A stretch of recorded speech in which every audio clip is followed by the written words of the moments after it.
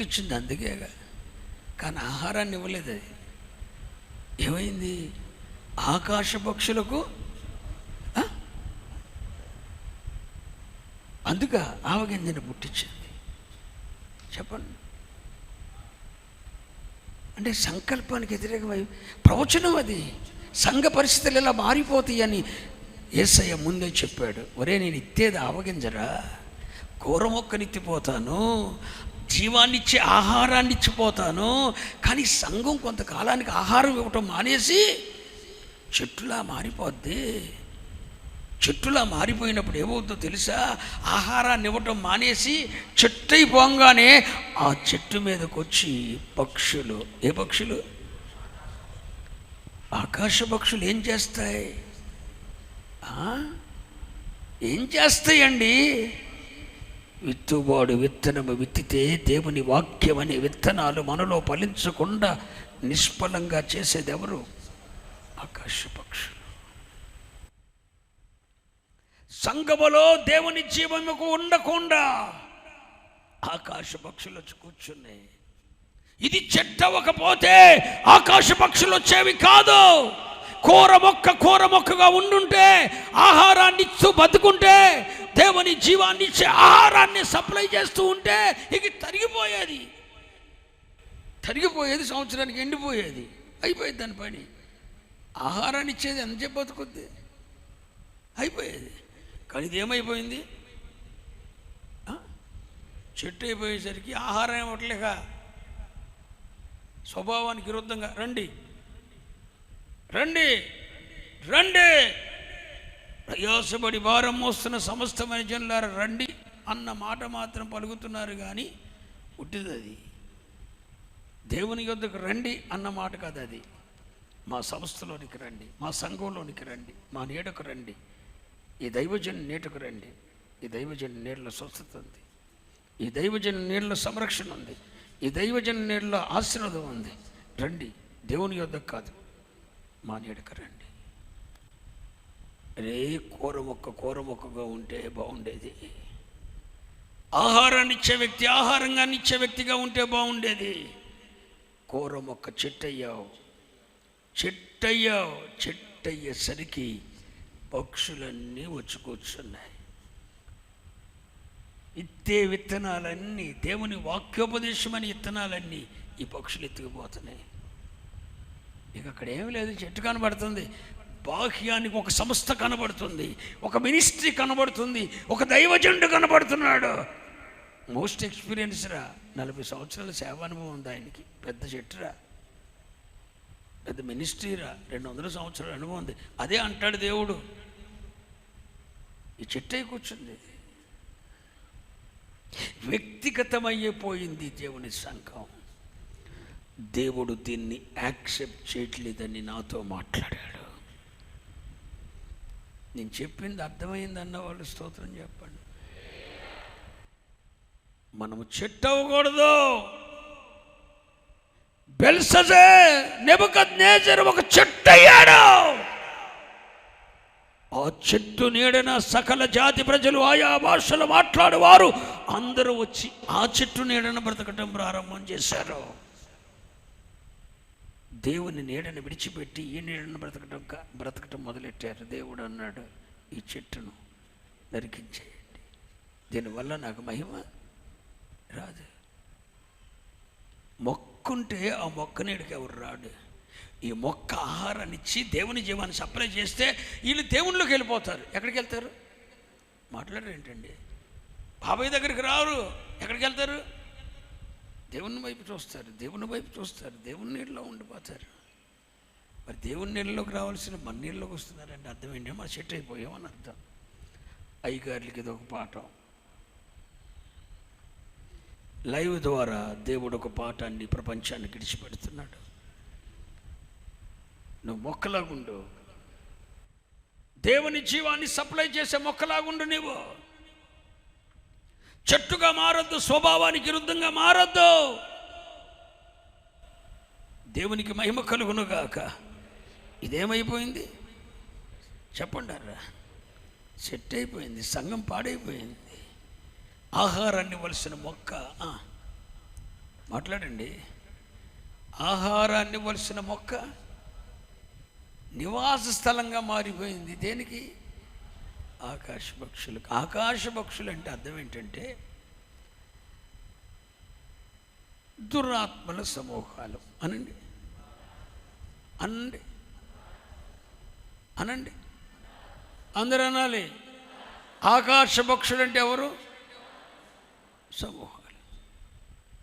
దురాత్మల సమూహాలు ఒక పని చేయటానికి ఎప్పుడు కూడా వాటికి ఏం కావాలి? మొన్న చెప్పాను, పోయిన శుక్రవారం. దురాత్మల సమూహాలు ఎప్పుడు సాతాను ఆధీనంలో ఉంటాయి, సాతాను చేత ప్రేరేపించబడతాయి. ఆ సాతాను ఆత్మ చేత ప్రేరేపించబడిన ఈ దురాత్మలకు ఒక చోట నివసించాలంటే వాళ్ళకి ఏం కావాలి? శరీరం కావాలి. ఇప్పుడు ఈ ఆకాశ పక్షులు దురాత్మల సమూహాలు అయితే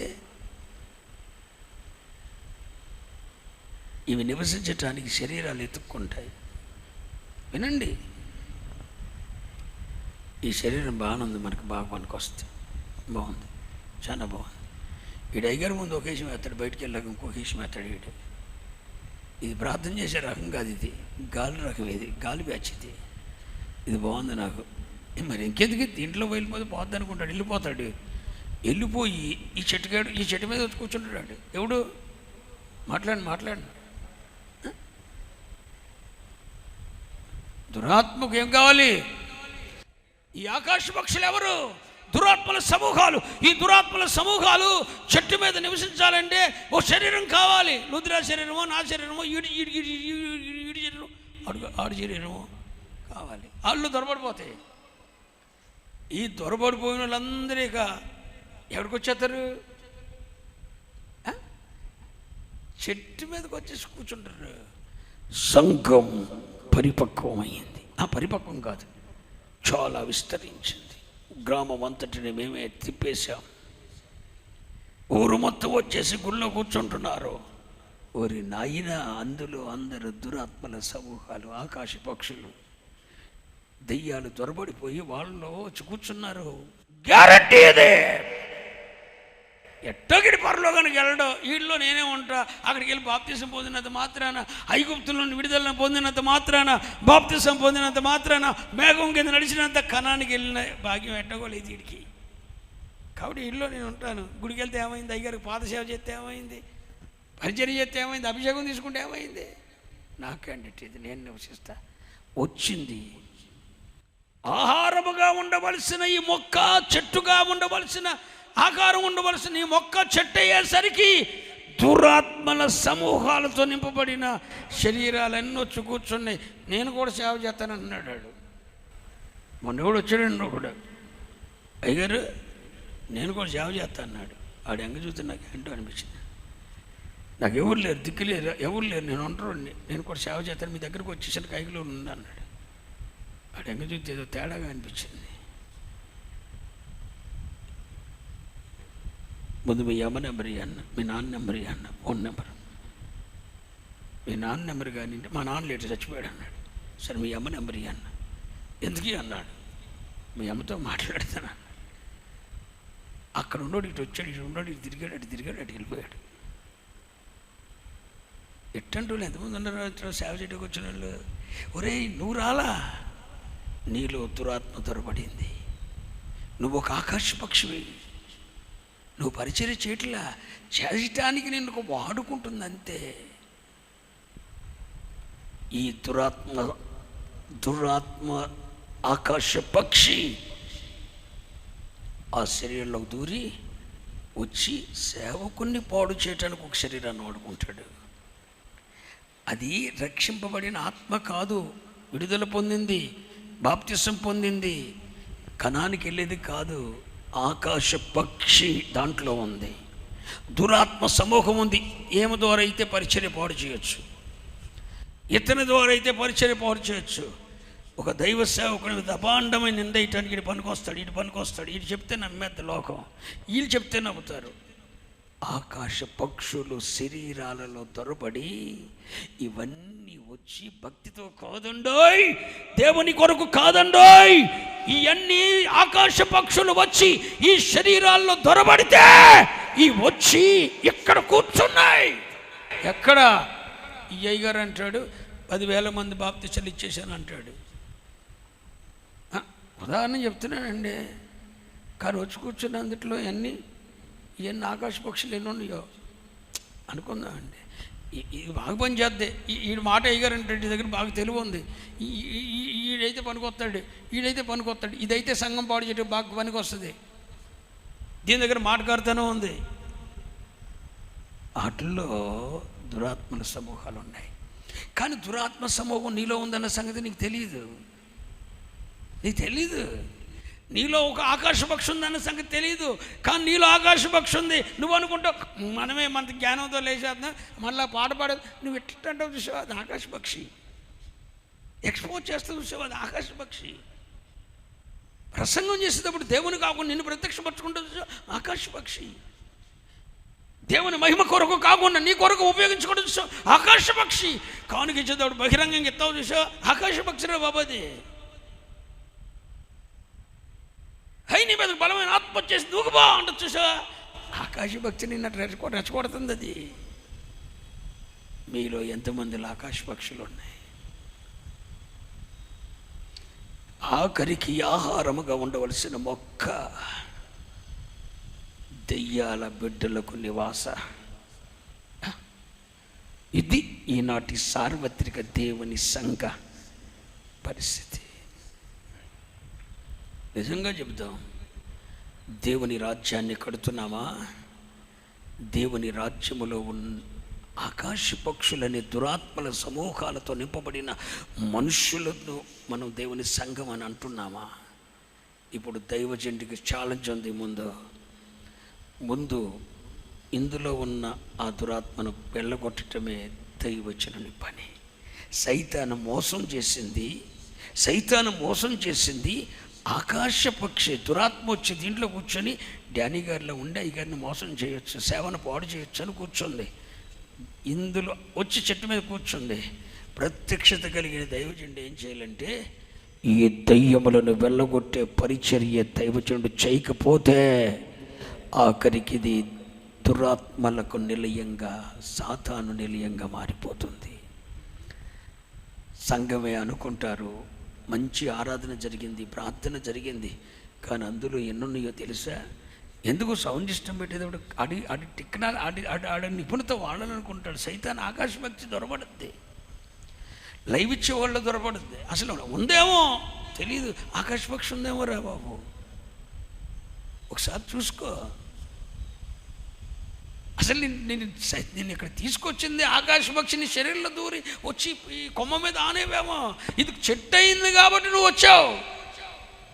ఇది మొక్కలాగుంటే నువ్వు వచ్చేవాడో కాదేమో. అపరవాళ్ళు నువ్వు ఎందుకు వస్తా రావు. ఎక్కడైనా సంకల్పానికి విరోధంగా పనిచేస్తున్నామేమో దైవజనులు ఆలోచించాలి. పిల్లలారా, చేస్తున్నది దేవుని సేవ కాదు. మన రాజ్యాన్ని మనం కడుతున్నాం, మన పొలిమేరల సరిహద్దులు ఏర్పాటు చేస్తున్నాం. మోషే గారికి ఎతకీసేసాడు, ఇది నాది. ఈయనకి ఎతకీసాడు, ఇది నాది. సల్మాన్ రాజు గారికి ఎతకీసేసాడు, ఇది నాది. ఎవడు చెప్పాడు? నువ్వు ఉన్నంతకాలం వాటికి ఆహారం పెడతాం అంతే నీ పని. అది కూడా ఏ ఆహారం? అదే ఏ జీవం? దేవుని జీవాన్ని ఇచ్చి ఆహారం పెడతామే. నువ్వు కూర మొక్కవయ్యి. ఆహారం పెట్టడానికి నేను పెట్టాడు తప్ప, నువ్వే ఆహారం అవడానికి పెట్టాడు తప్ప ఇంకొక రకంగా కాదు. కానీ ఆఖరికి ఆవగింజ మొక్కల్లో పోయి ఏమైంది? చెట్టు అయ్యింది. దేవుడు నిన్ను మొక్కగా ఉంచాడు. నీ పిల్లలకు దేవుని జీవాన్ని ఇచ్చే మొక్కగా ఉంచాడు. ఓ తల్లిగా నీవు ఒక మొక్కవై నీ పిల్లలకు దేవుని జీవాన్ని ఇవ్వాలి.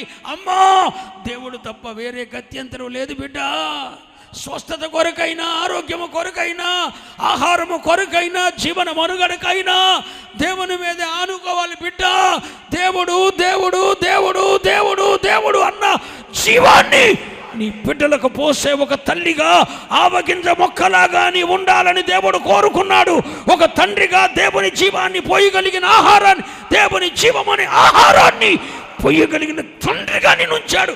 కానీ నువ్వేమైపోయావు తెలుసా? నీ పిల్లలకి మొక్కగా ఉండాల్సిన వాడివి, దేవుని జీవం అనే ఆహారాన్ని ఇవ్వాల్సిన వాడివి చెట్టుగా మారిపోయావు. రా నా కొమ్మల మీద ఎక్కువ నో. ఓ తల్లిగా నువ్వు ఇదే పోస్తున్నావా? దేవుని జీవాన్నే నీ పిల్లల్లోకి దేవుని మీద ఆనుకునేది చేస్తున్నావా? దేవుడు ఉన్నాడు, దేవుడు ఉన్నాడు, దేవుడు ఉన్నాడు. ఆ పూట ఆహారం కొరకు కూడా దేవుని మీద ఆనుకునేది చేస్తున్నావా? దేవుని జీవాన్ని నువ్వు పిల్లల్లో సరఫరా చేస్తుంటే నువ్వే ఆ ఆవగింజవి, ఆ ఆవ మొక్కవి. ఒకవేళ నేనున్నాను, నేను ఉన్నని చెప్పి నీకు కష్టం రానివ్వను, నేను సంపాదించినాగా, నేనున్నానుగా, పర్లేదు, నువ్వు చెట్టులో మారిపోతున్నావు. చెట్లా మారిపోయావా? దేవుని సంకల్పం వేరైపోతుంది.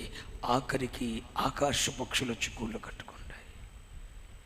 ప్రతి తల్లి, ప్రతి తండ్రి, ప్రతి దైవజనుడు, ప్రతి విశ్వాసి దేవుని జీవమునిచ్చే ఆహారాన్ని పిల్లలకు పంచిపెట్టాలి తప్ప చెట్లుమై కూర్చుంటే మేమున్నా దేవుణ్ణి కాకుండా నూచిపెడుతున్నా, నేనున్నానమ్మా వచ్చాయి, అవునా అంటే నువ్వు దేవుని జీవాన్ని పోయిట్లా, మరి ఏ జీవాన్ని పోతున్నావు? మాట్లాడండి. నీ జీవాన్ని పోస్తున్నావు. నేను ఉన్నానుగా, నో. మా డాడీ ఉన్నాడుగా, మా మమ్మీ ఉందిగా, నో. దేవుడు ఉన్నాడు. హల్లెలూయా. కెరీతు వాగు దగ్గర ఉన్నా, సారెపతులో ఉన్నా,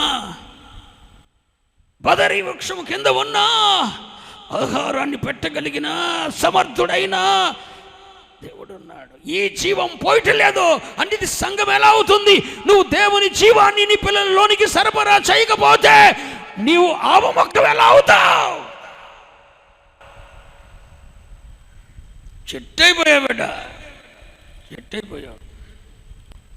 చెట్టయిపోయావు అంటే ఆయన స్థిరపడిపోయావని కాదు, మొక్కలు అంటాడు. వెట్టయిపోయా, చెట్టయిపోయా,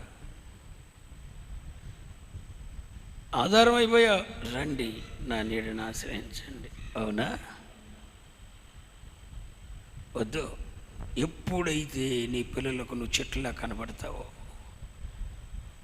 నీ కొమ్మల మీద ఎక్కి కూర్చుంటారు, దేవుని జీవాన్ని దూరమైపోతారు. ఎక్కడైనా తప్పు చేస్తున్నావేమో, ఏ విషయంలో నేను తప్పు చేస్తున్నావేమో, ఆవ మొక్కలాగా ఉండవలసిన వాడి చెట్టులాగా మారిపోతున్నావేమో,